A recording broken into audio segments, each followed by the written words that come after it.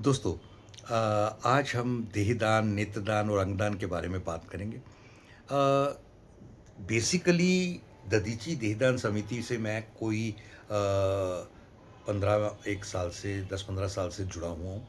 काफ़ी समय हो गया और मुझे रामधन जी ने और कपिल जी ने जोड़ा था।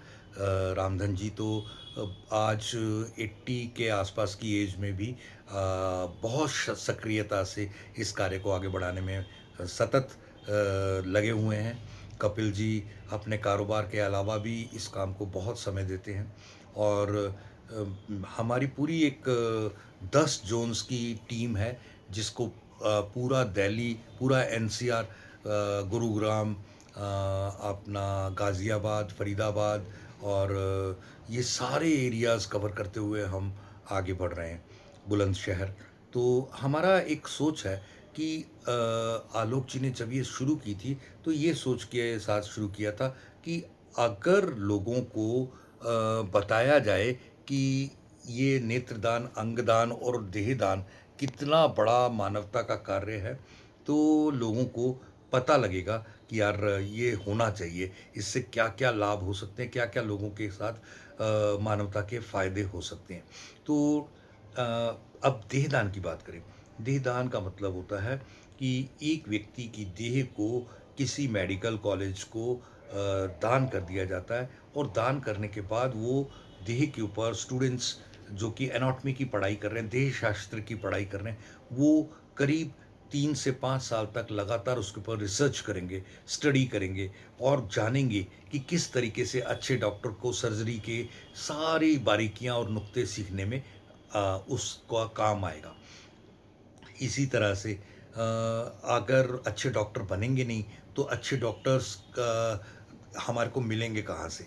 हमारा इलाज करने के लिए अच्छे डॉक्टर्स की आवश्यकता देहदान से, कैडेवर के डोनेशन से होगी।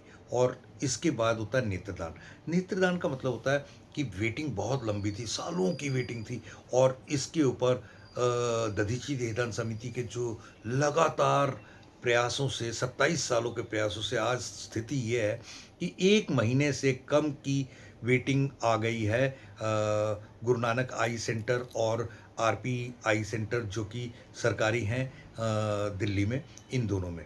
तो ये बहुत कोई भी व्यक्ति नेत्रदान कर सकता है और अगर किसी का आँखों का ऑपरेशन भी हुआ है, तो भी कोई दिक्कत नहीं है। आँखों की हमें जो कॉर्निया चाहिए होता है, कॉर्निया जो है पीछे लेयर्स हैं, वो आपके आईबॉल को भी नहीं एक्सट्रैक्ट करते।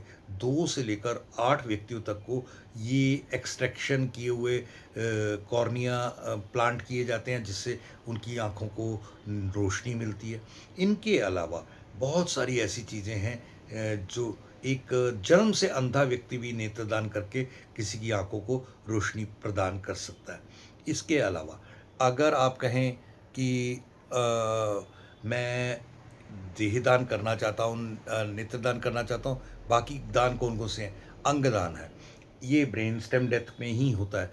ब्रेन स्टेम डेथ क्या है? अगर एक व्यक्ति की शरीर ने दिमाग ने काम करना बंद कर दिया, वो मृत हो गया किसी हादसे या किसी एक्सीडेंट या किसी चोट की वजह से, तो उस सूरत में जब तक दिल धड़क रहा है, उसको अंगों को प्रत्यारोपित करके दूसरे में मैचिंग करके ट्रांसफ़र किया जा सकता है। इसी तरह से स्किन डोनेशन होती है। स्किन डोनेशन, आई डोनेशन, स्किन डोनेशन घर पे ही हो सकती है। इसके लिए कहीं जाने की ज़रूरत नहीं है और इसके लिए आप 2 से 6 घंटे के बीच-बीच में हमें टाइम होता है, हम कर सकते हैं। तो एक इस सब के अलावा जैसे स्किन के लिए मशीन्स होती हैं, वो बस 2 बाई 2 का एक छोटा-सा टुकड़ा आपकी जांघ से जस्ट एक स्किन को हल्का-सा जैसे वो स्लिप करके निकाल लेते हैं और उससे सिर्फ़ और सिर्फ़ आपकी उतनी स्किन पिंक नज़र आती है।